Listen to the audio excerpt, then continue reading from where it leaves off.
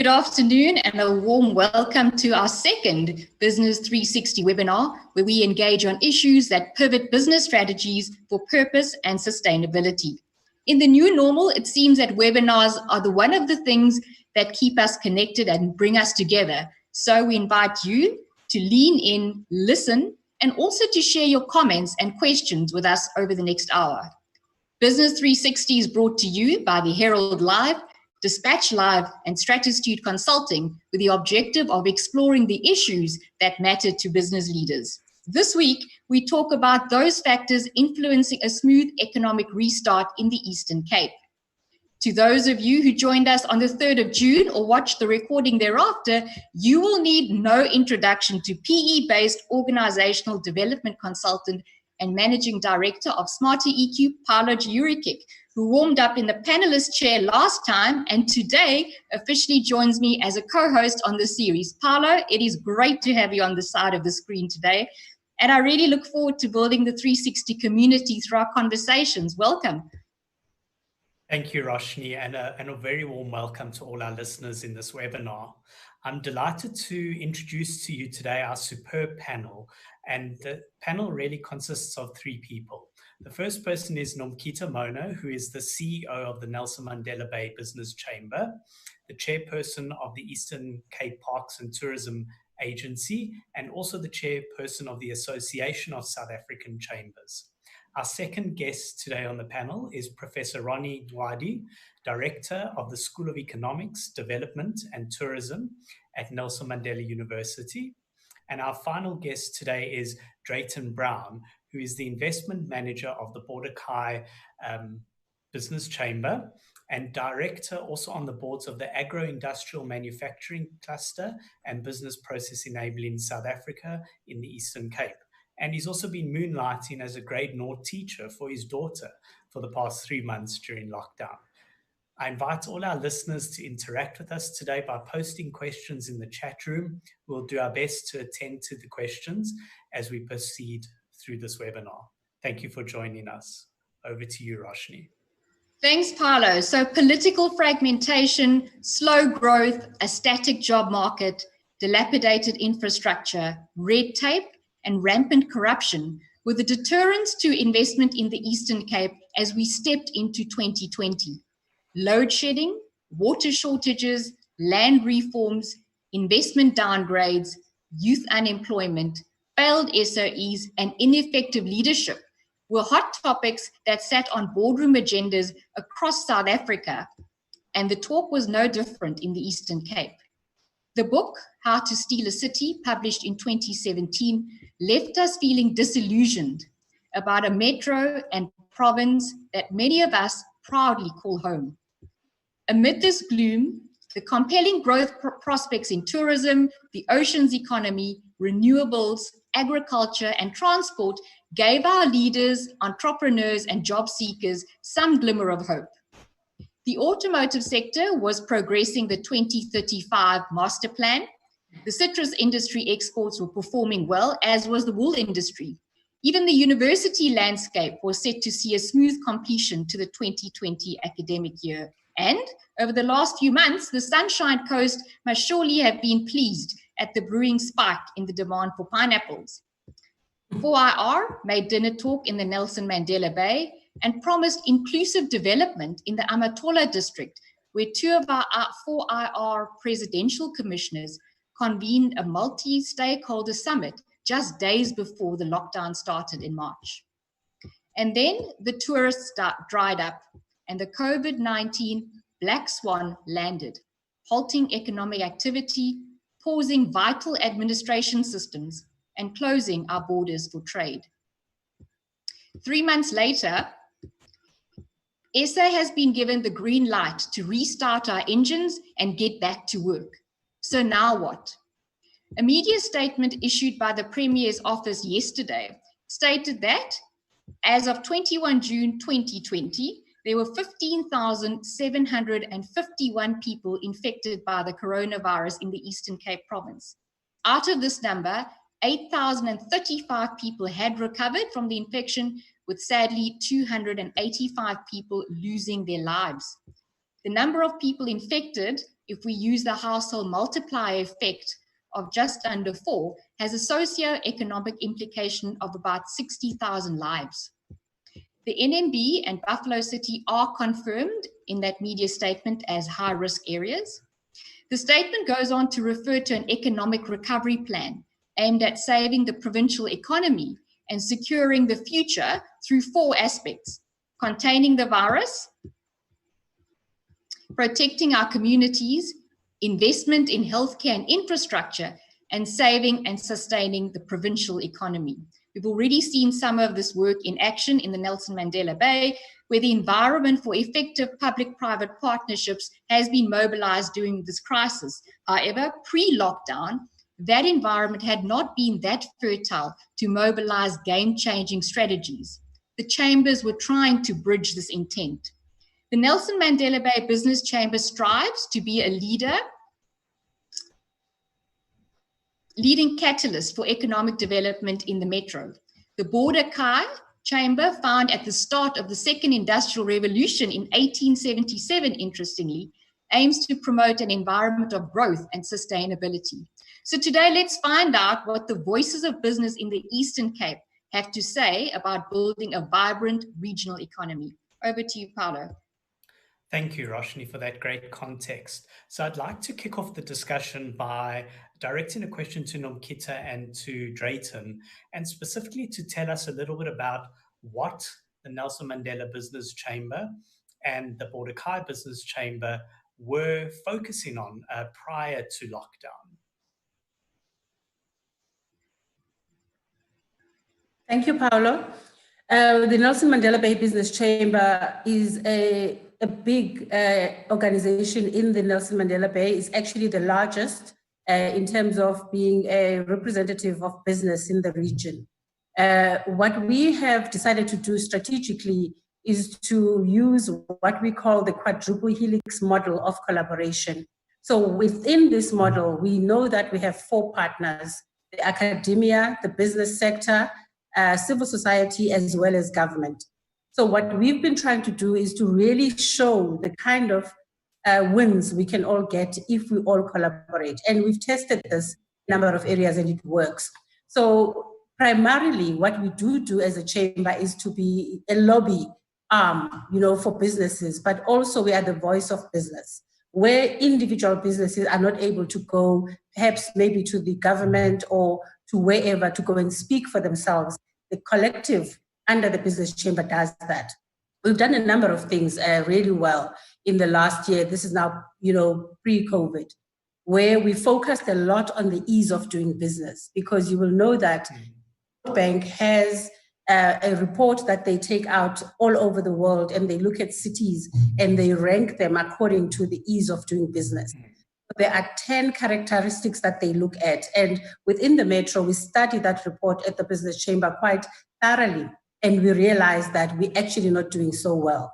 So we focused on that. We put a help desk to be able to help the members, to lobby on behalf of members. But one of the biggest things we've done is to really get into the NERSA/ESCOM discussions around electricity tariffs, making sure that we're fighting the tariffs. For the longest time, this bay has been one of the municipalities with the least amount of tariffs paid, because of the relationship that the business chamber and the municipality had got onto, in terms of this. So we focus on a number of things: the electricity issues around water. Believe it or not, South Africa as a country is a water scarce country, but Eastern Cape is actually not far from what Cape Town almost experienced a while ago. So there is a water issue that we push within the business chamber. But also we started getting involved within air access, because we understood that for our businesses, be it in tourism, be it in any other sector, for them to thrive, we have to open our air, access.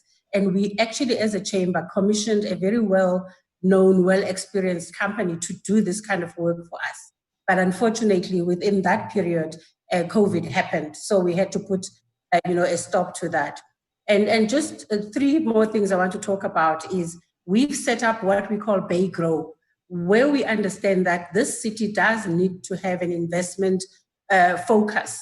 And if nobody else is doing it, we felt as the business chamber, let's catalyze. I think Roshni said this, in our introduction. We aim to catalyze, economic development in this region. And what we then did was to take a view that says, let's locate our activities within the economy of the region. Because as a chamber, we do not exist in and of ourselves. We exist when businesses do well, when businesses thrive, where there's more investments, that's when we thrive. And lastly, I want to talk about what we do with small businesses, because contrary to popular belief, the business chamber in Nelson Mandela Bay is not only for big business. Yes, we are blessed to have a lot of big businesses, but the bulk actually of members in the chamber are small businesses. So we do have a focus on them. We have an enterprise development program that we've been running together with the ECDC over the last 5 years. And now we've just introduced an exporters development program for small businesses. So there's a lot more that we've been doing, and we're quite excited about that. Thank you, Nomkhita. I mean, I'm bowled over by the activities of the chamber. I think that really speaks to really assisting and helping economic development in the region. There's a couple of those things that I want to circle back to a little bit later, specifically the air access one, given the current context that we have. Drayton, from your perspective, what is the Mordecai Business Chamber focusing on? Thanks, Paolo. So, pre-COVID, we as a chamber, we're an advocacy and lobby group, as all other chambers of commerce around the country and internationally. And so our chamber, we set up a mayor's forum to have direct access to our mayor to talk about some of our issues. So whenever we met, we'd meet with him in the council chambers with all the HODs, discuss what some of our challenges are, and try and resolve them at that level. But we also found that we couldn't just provide advocacy and lobbying to our public stakeholder. We actually had to kind of get our hands dirty and get into the mix of the economy and start having specific projects that address some of our issues within the city. So one of them was the call to action. So this started in 2017.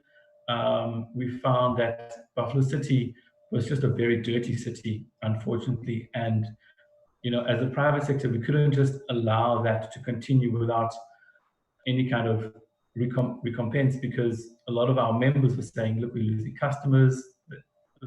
As soon as they land at the East London airport and then drive into the city, what they see is not pleasing.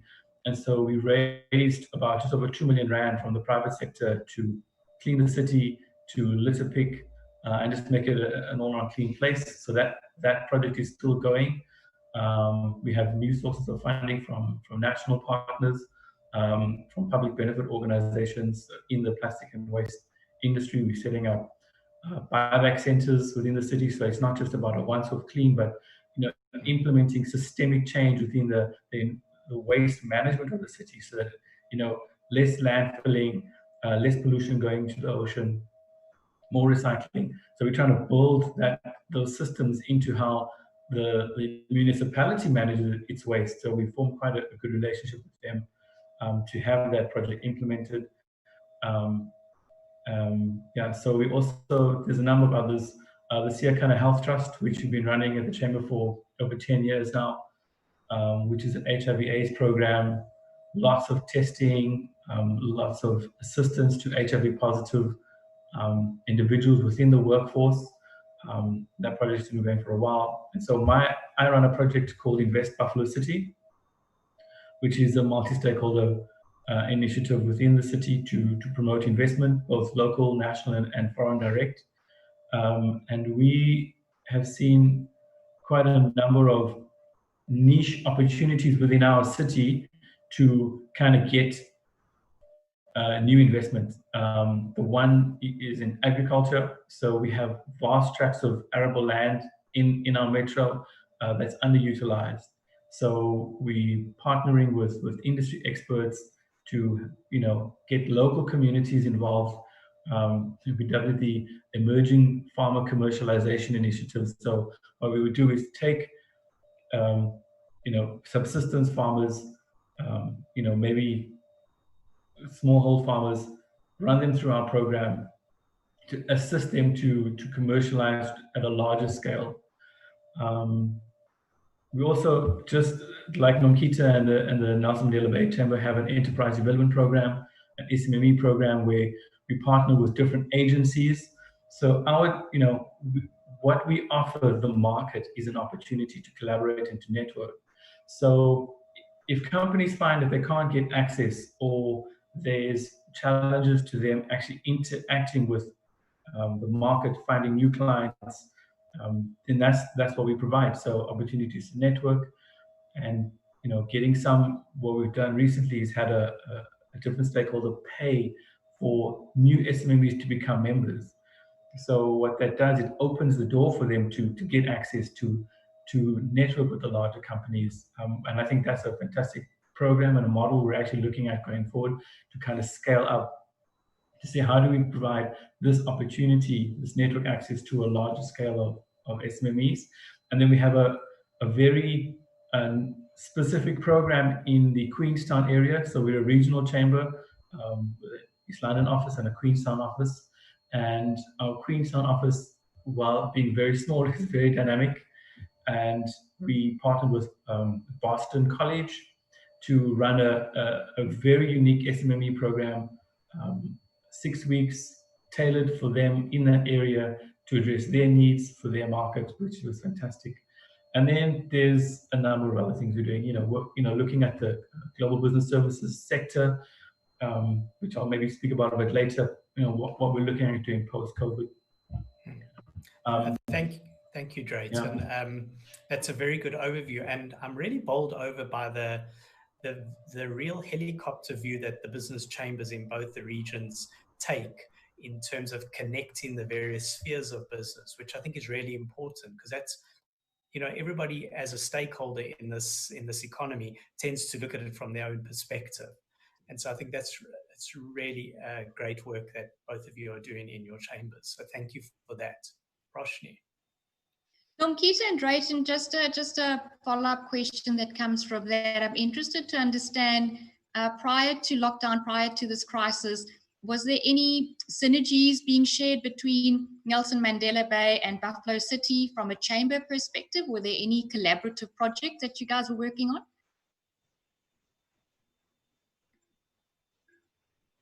Nomkita? Sorry, I'm trying to unmute. Yes, definitely. The Border-Kai Business Chamber and the Nelson Mandela Bay Business Chamber have a long-standing relationship. In fact, we see each other as sister chambers, and there's always been some collaboration going on between ourselves.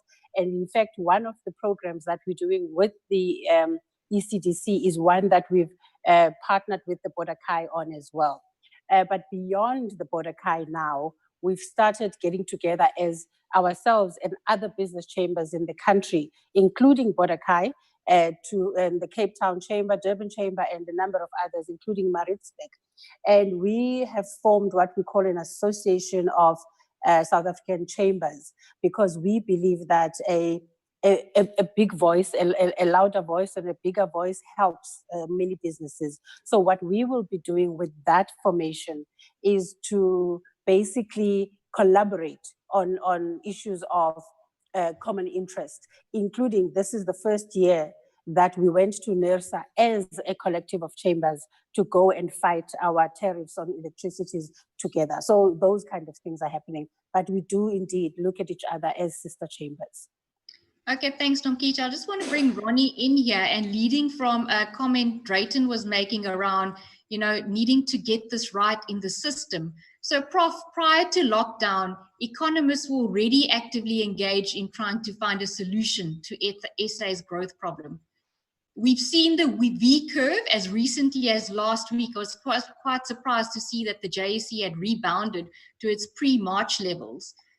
Yet, on the other side, in the communities, something as basic as food security issues are growing, with 3.5 million households having inadequate access to food, 81,000 people just in the Eastern Cape reaching out for food parcels as of the end of May. So when we get back into our daily routines, as we enter this restart, where we may well see that double dip leading to the W economic recovery curve. And already we're seeing that there are warning signs out in Europe about this.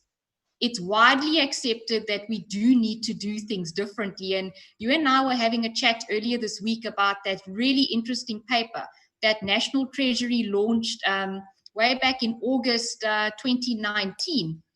It was an economic strategy around transformation, inclusive growth, and competitiveness. And if we got that right, we'd be looking at about a 2 to 3% growth and over 1 million new jobs. That was 9 months ago. Today, we're waiting with bated breath on the COVID-19 budget that Minister Mboweni is going to be delivering tomorrow. And I never thought, Prof, that I would hear this, but there are thoughts around zero-based budgeting, which is something I've been advocating in another context since 2016.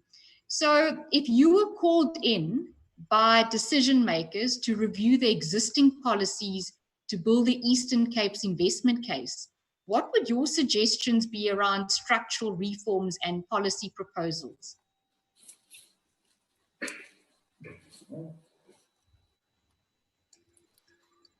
Prof, I think you're on mute. You're on mute.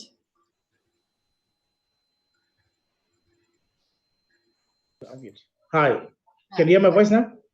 Yes, thank you. All right, thanks, Roshni.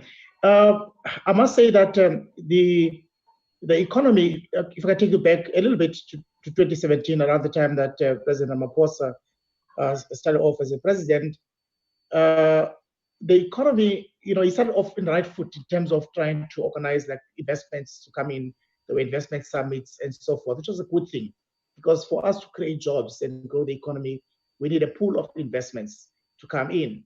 But unfortunately, those attempts were done within a very weak institutions and a very weak economy, in the sense that structurally this economy is very bad. Even COVID-19 has struck us in a time when our economy was doing very bad. In 2019, I mean, we had a technical recession.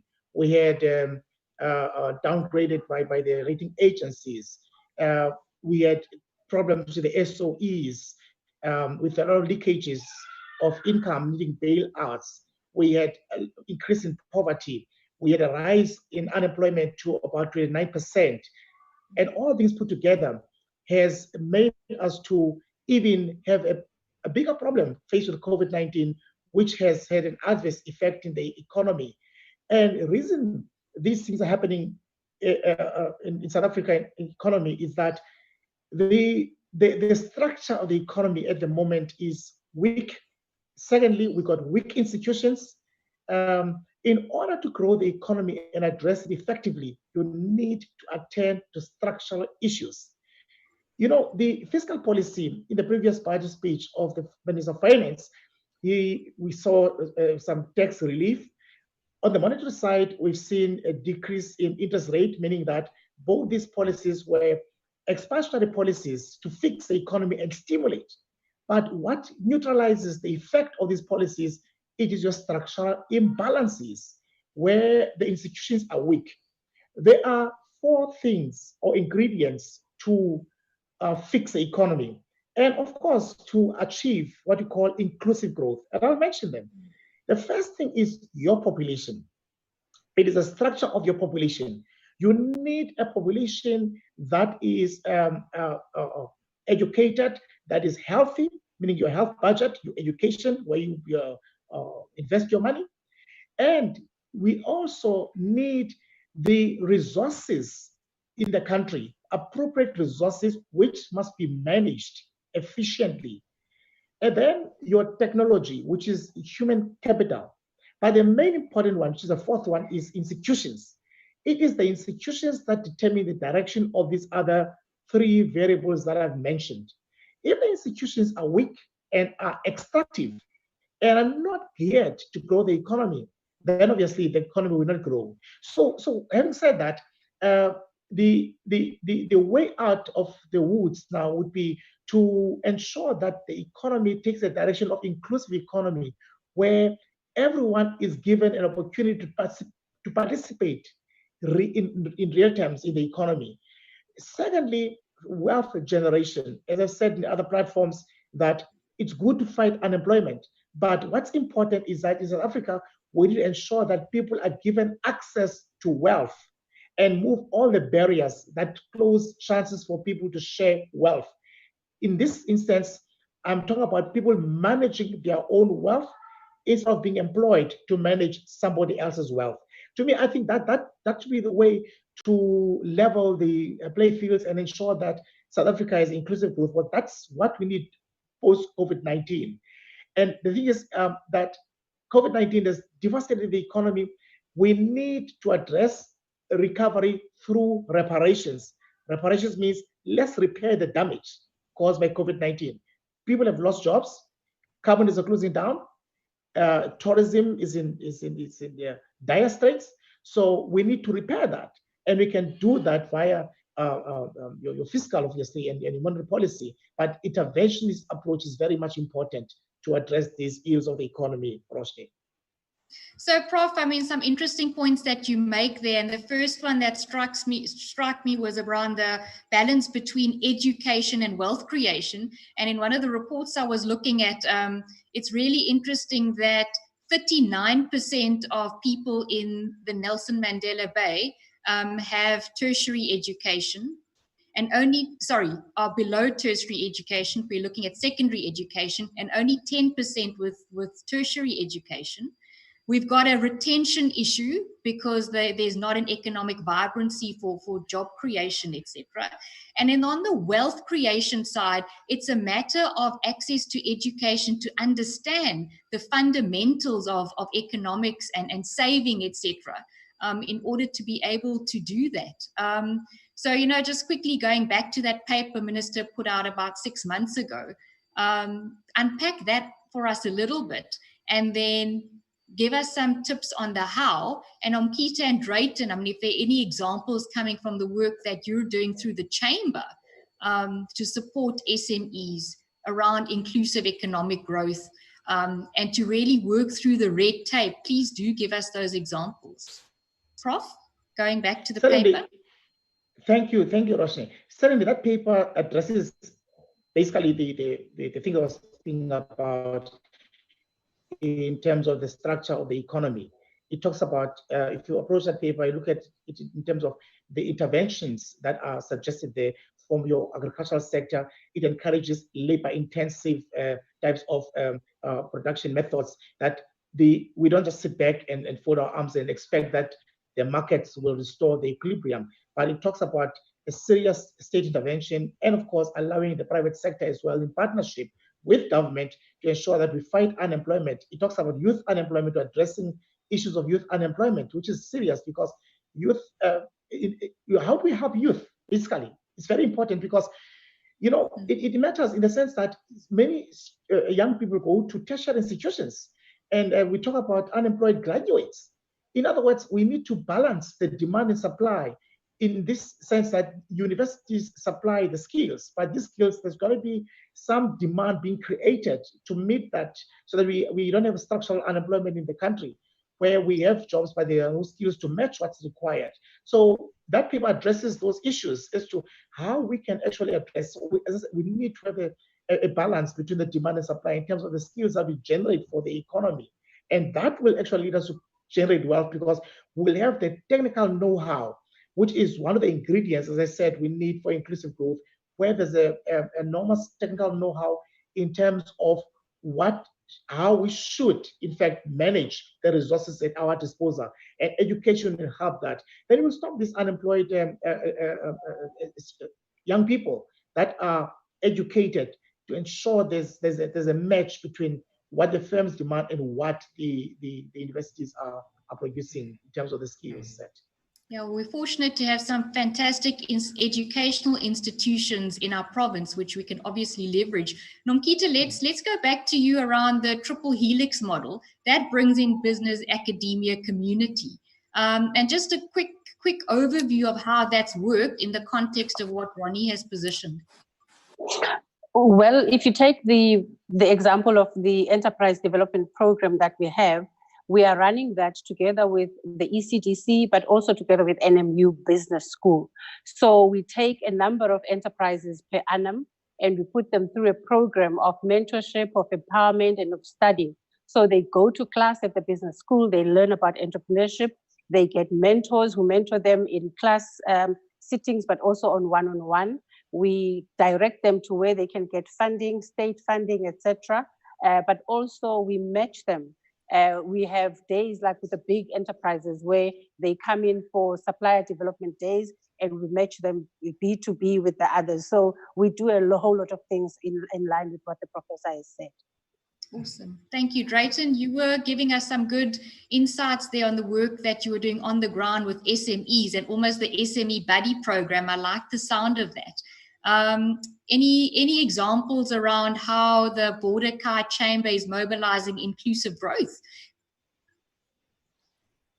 Yeah, so, sorry, in my opinion, if you look at the current supply and demand skills gap, so on the one hand, you have manufacturers and a number of sectors looking for the skills pool, but when they arrive and they don't have that skills pool, that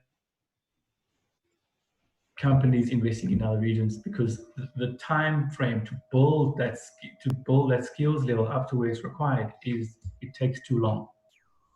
So what we're doing is we're looking at how do we provide the necessary skills to the necessary people to meet the demand that's already out there. So we have great colleges and learning academies here in East London. And one of the things we're doing for one specific sector, which is the BPO, Business Process Outsourcing, or GBS, Global Business Services sector, is to actually start at the bottom and have graduates come in. We're working through Harambee to provide a skill set of young graduates who now are able to enter that sector. And now we're just looking for opportunities for them to go into the market. So we're actively out there matching matching the requisite skills with demand that's available. Okay. Paolo, what are our listeners saying? Do we have any comments that you'd like to put to the panel?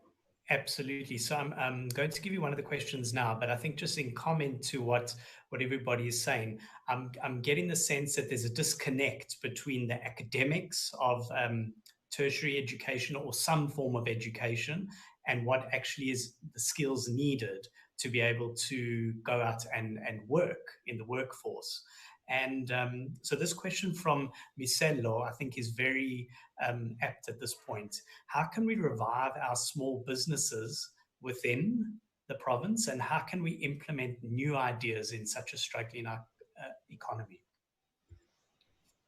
Can I maybe take that one, Paolo? Absolutely, please. Great. So what we're doing is we're working with a number of our universities, Rhodes University, Walter Sisulu University, and the University of Fort Hare, on the intellectual property commercialization program.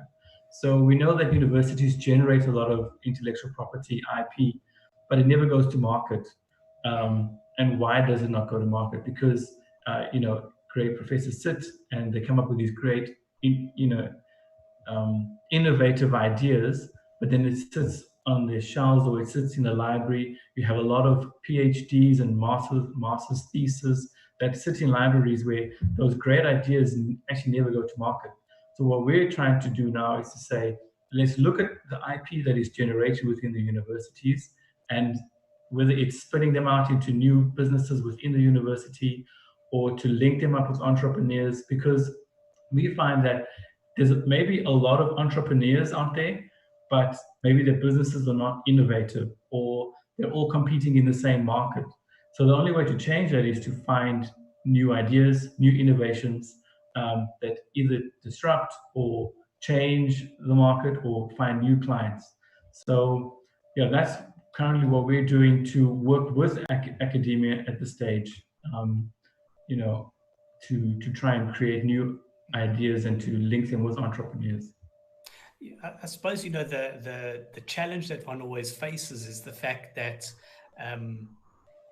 a lot of the ideas are brilliant, but the people that have the ideas do not have the skill sets and almost need to be formally mentored and coached to be able to implement and become a small business that's worthy of being able to create a product and go to market and help a struggling economy. It feels to me the sense is that SMEs are probably the future of the economy in the Eastern Cape to a large extent, because whilst we are blessed with a number of large, big international players operating on our shores already, it is about creating a more inclusive environment that will help people to get more into the job market, more into ownership of businesses.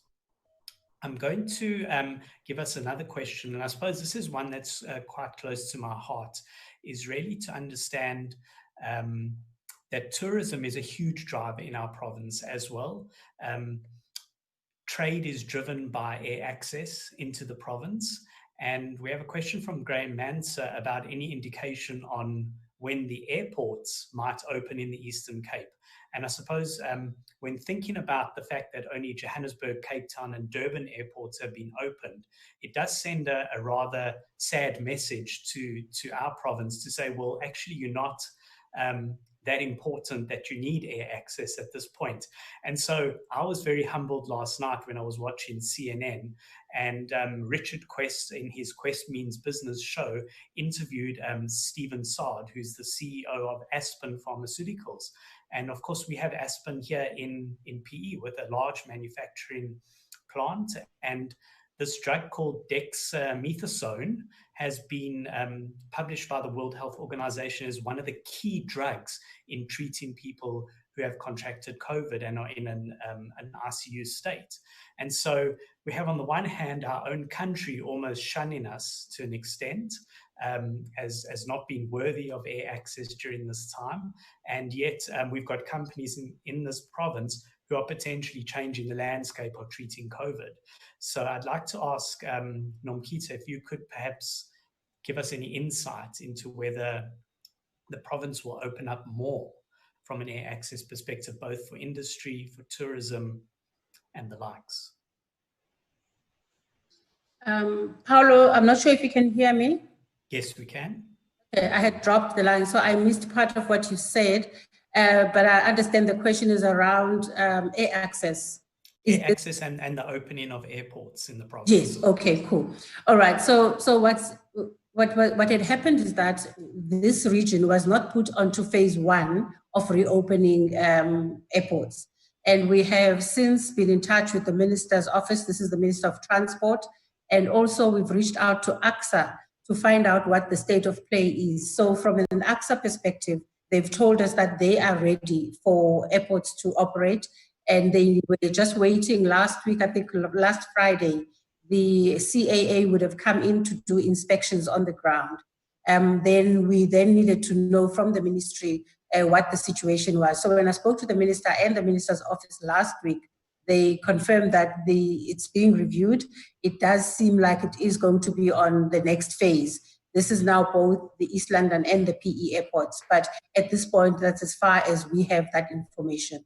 But we do understand the importance of open air access so that we can get businesses getting out of the region, but also business coming into the region. So it's quite an important one. We have raised it. I'm also reliably told that the Premier has also written specifically to the Minister of Transport to raise the same issue.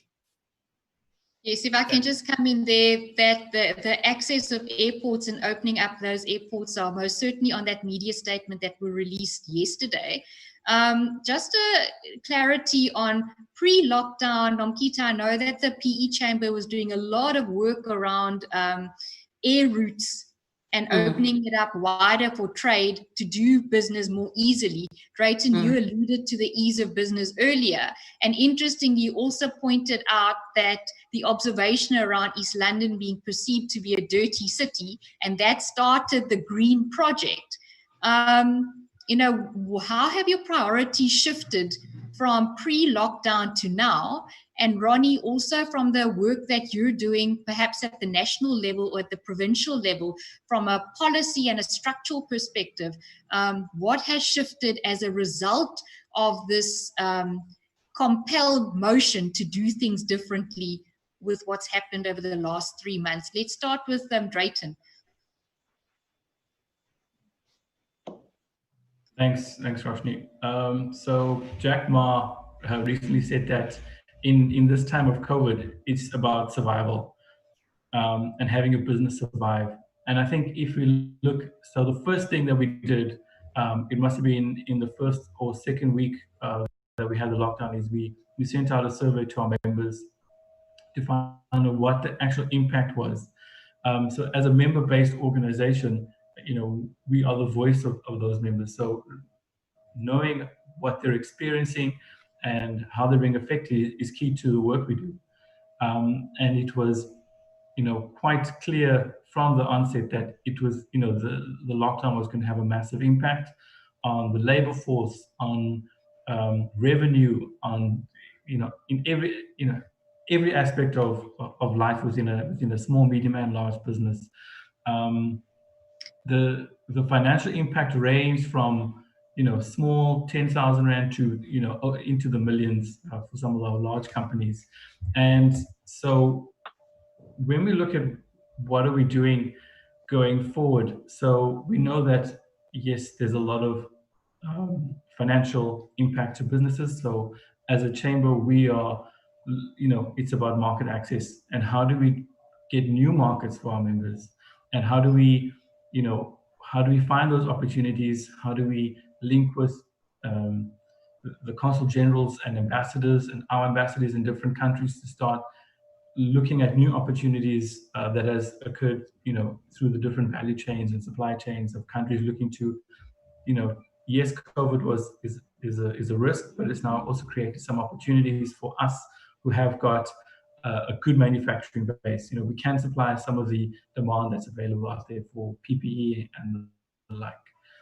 We also, within our own organization, have looked at different mechanisms to provide relief for members, whether it's payment plans for membership, new debit order style payments, whereas instead of an annual fee, it's a monthly debit order, which is a lot, doesn't impact cash flow as much.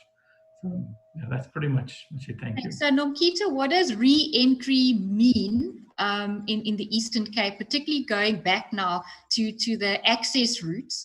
And Ronnie, from a structural and a policy perspective, how easy is it actually to do business in the Eastern Cape?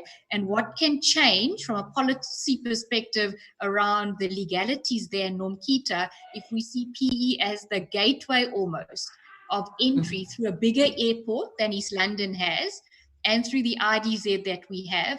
What can we do differently? It's not so much what we can do differently. It's about, because my view is that not so much has shifted in terms of the focus, in terms of the sectors that we're looking at. We were looking at tourism. I mean, I know that right now it's a bloodbath in the tourism industry, but it doesn't mean that it won't emerge, with time. But what it does do is it gives us an opportunity to focus a lot more on the domestic tourism sector, which actually is not a bad thing in the beginning, at least. But also we have a number of sectors that are actually the backbone of this region. If you look at the automotive sector, you look at the agro-processing, the maritime sector, tourism itself, I've mentioned, areas like light manufacturing, but also the new emerging sectors around the maritime sector as well, and also issues around energy. But I think what this whole COVID-19 thing has also done is to shift our focus more towards sustainable practices. So you would look at some sustainable energy generation, looking after the environment, etc. But when it comes to the air access, we already started talking around how we should collaborate, because Cape Town was doing well as a region, but also Durban. So our idea was to collaborate between centers so that we could have what they call tech flights, You get a flight that's coming, it drops people here, and then it continues to Cape Town and vice versa. So we were looking at a number of options in that manner. And it does seem to us as if we were on the right track in terms of that. We will revisit that when things actually improve. Because right now, a lot of the airlines have actually fallen off the skies at this point, but it doesn't mean we stop doing what we're trying to do. I'm encouraged to see that the priorities that we had before COVID still remain, but with different nuanced challenges that might exist. I have a question for Prof. Ronnie, specifically from a gentleman called Les Holbrook. Given the budget announcements tomorrow, what is our primary message or needs for this region? What would you like to make known? Thanks for that question. What's important tomorrow in the budget? Number one, this budget is being presented in the most difficult time. We need to know how the minister is going to address the issue of reprioritization of the budget and to address the needs and the new needs as well that arise as a result of COVID-19. Secondly, what's important is a revenue stream, seeing that most firms have been now set back in terms of incomes, then that will also affect the tax that the government gets from profits, and of course the workers. That the tax income is reducing. How is this budget going to ensure that we are able to still get sufficient income to address the needs? Thirdly, is managing the debt, because we know that the debt to GDP ratio is escalating very fast. It's almost going towards 70, if not more, percent. So how are we going to manage this debt? Recently, they mentioned about 500 billion that was used as a fiscal push to address COVID-19 problems. Now, some of that money, we know that it's a loan from the World Bank, IMF, and New Development Bank, and so forth. How are we going to balance the forces in terms of the objectives of the West vis-a-vis that of the East, which is BRICS, and then also issues of debt service? In what way? How are we going to pay that? So we need to, in this budget tomorrow, to hear the actual debit and credits. How do we manage under the difficult times? Thank you, Prof. Absolutely. And that's a key point you raise. I mean, in any household, the moment you go to a bank to get a loan, you've got to pay that back. And if you're unemployed and unable to service your debt, then there's a big problem in the system. And if you multiply that, then as a country, we've got no option but to look at really reimagining the economic growth plan and how we're going to do it. An opportunity does exist around public-private partnerships, because an economic restart most certainly is well stimulated with CapEx injection. Prof, if you had to kind of think around that from a policy framework side, how do we make PPPs more practical and reduce the red tape? Nomkita and Drayton, from your side, the trust deficit that did exist between business and public sector prior to that. How can we perhaps reshape that and accelerate those types of projects? So, Prof, from a systemic perspective, and then we'll go through to Nomkita and then Drayton. Thanks. Stimulating the economy needs a business drive where you allow space for small businesses to run efficiently. Many a times, many publications, you read them, they'll say one of the constraints to business is access to finance and so forth. Others will say, oh, well, it's a lack of business skills. You can have all that. But if you do not have the right infrastructure, then you're not going to be able to be successful. What policies should look at post-COVID-19 to stimulate the economy is to look at issues of infrastructure, ease of doing business. One of those things is also mentioned in the paper that we referred to earlier on in this program. It is issues of electricity. I mean, there were talks just this week or last week about possible load shedding in the time of lockdown. Now, you know yourself that the way we run business now, the new normal is doing things via online. Even this webinar is done online. I'm talking to a guy in Joburg or a guy in Cape Town. It does a load shedding. How do we do business? You know, it's kind of Western things. We need to look at infrastructure in terms of electricity, the communication. It's very important. Transport, you need a good transport infrastructure for business to thrive.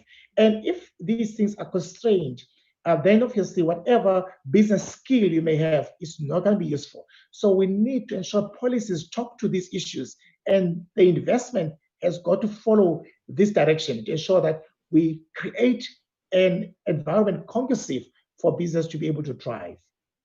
Thanks, Prof. So Nomkita and Drayton, we've got good trading relationships with our key trading partners. In our region, it's China, Europe, the US.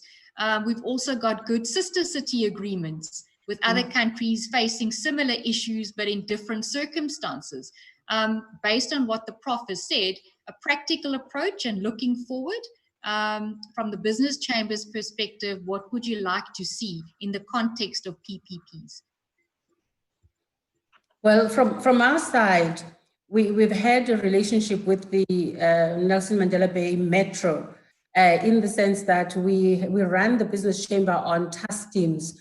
So there's one task team that focuses specifically on the collaboration between the Metro and the business chamber. So within this structure sits the mayor himself and the mayoral committee members that he invites, and some of the business chamber board members together with us. So we would go and meet quarterly at the very least, but when there are issues, we meet more often. So on that table, we put issues around how the city can work better, what can we do, and how we can do it. But when we do not agree, we do call them out when we believe that they're not doing the right thing. And as a result, because the chamber is apolitical, we do not really mind who is running the city at any given time. Our issues are principle-based and we'll raise them with them. So the point that you make, I mean, this city, in fact, the province has always had a really good relationships with a number of sister cities across the world, where those relationships have helped us in terms of making sure that there's trade partnership, there's sharing of information, etc. I can mention cities in Germany, cities in Switzerland, and all over the world. In fact, even in the East, and as well. So, but because of the instability, if I may call it that, within the city, those seem to have fallen away because somebody has to, the center does have to hold for those relationships to keep being built. So your question is, what would you like to see? We'd like to get back to making sure that we rebuild those relationships. We also rebuild our own relationship with the city, but also making sure that we hold the leadership accountable. We will not move back from that. We won't shy away from that. It is what we need. We need a city that works.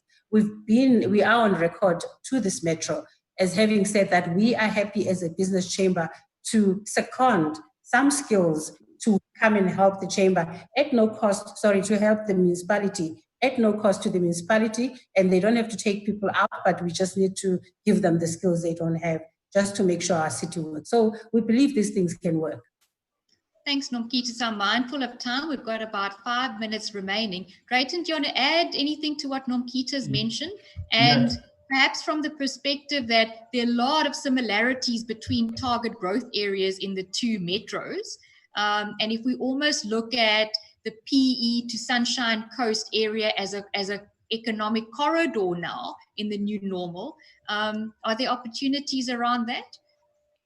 Yes. So we're not leveraging our agricultural opportunities at all. We have vast tracts of land that are arable, and if you look at our imports, we imported large tons of wheat recently. We can grow our own commodities. If you look at the Eastern Cape and I think it's less than 2% that we add to the GDP from agriculture, and that's unthinkable when the entire Eastern Cape could be the breadbasket of the country. We have water, we have land, so we're not leveraging those opportunities. In terms, I just wanted to add something in the. Sarah, you've emphasized this quite nicely. So we've got a rich natural resource base that we're not leveraging, yet there are issues around food security that are growing. Our trade routes don't allow for free flow of these types of items. Let's call them essential goods when you need it most. And perhaps that's an opportunity that we can explore. And from the agri space, also a fantastic opportunity to build SMEs and also build a nice skills pool. Paulo, anything from our listeners that we'd like to pose to the panel before we wrap up for the evening? No, that would be it. A number of questions did come through, but they've actually been answered through the conversation without even asking the question. So thank you to those listeners for sending those questions through. Okay, so panel, thank you. Maybe just very quickly, 30 seconds each, some closing remarks. If you had to think of what would your key point be to build better in the Nelson Mandela Bay, in the Buffalo City area, and Prof, from a systemic perspective, can you leave us with those thoughts? Let's start with the Prof. All right. Thank you very much, Roshni. I think what we need to do now, because our focus is on recovery and repairing what we've lost. And I think we need to look at our strengths, comparative areas in the Eastern Cape, and dwell on our strength and pick up from there. And then we learn as we go along. And one of those strengths would be your tourism sector. We need to market our cities, build new cities, smart cities, build our province, look at agricultural sector. So I think, as far as I'm concerned, is to look at our strengths as pillars of recovering this economy. Thanks, Prof. Thank you. Nomkita? Collaboration, focus, and use what we have quite effectively. I am very hopeful that we will come out of this much stronger as a province. Thank you, Nomkita. Drayton? I think we need smarter cities. So leveraging the Internet of Things, it would be so much easier to have systems in place that assist us managing our supply chains, ensuring there's no corruption, ensuring that things are managed correctly. You know, it's quite easy to build those systems, and they're not that expensive. So that's one thing I definitely like to see going forward. Thank you. Thank you very much, panelists. Paulo, from your side, you know, as a fellow accountant, your views around the integration principle that you were talking about between the academic, the skills development, and how that helps to contribute to the growth. Do you have a few thoughts about that? Absolutely. I mean, if we think from a very systemic level, the opportunity to create the connections within all these individual systems is what's really going to sustain us in this post-COVID world, and in a restart that really works. It's time to collaborate, it's time to partner, and it's time to not really dwell on what was. We need to move forward. Thanks, Paulo. So we've run out of time for a really rich discussion. Thank you so much to our panelists for giving up your busy schedules to be with us this evening. I've really enjoyed the chat, and thank you very much, Paulo, for the role you've played this evening. And I look forward to a lot more of these when our listeners join us on the 15th again. So to all of you who have invested the last hour with us, thank you very much for your time and also for the interaction. We want to connect, engage, and build a Business 360 community to discuss and debate the issues that matter to you. Stay posted to the Herald Live and Dispatch Live for more details of our 15th of July webinar. It'll take place also at about 4:30. In the meantime, please do send us your feedback and comments via the chat box below or on the YouTube clip if you're going to be watching the replay. And also feel free to share that clip when it is released. So till next time, in whatever you plan, decide, or do, let purpose and sustainability steer your business strategy. Take care and enjoy your evening. Bye-bye.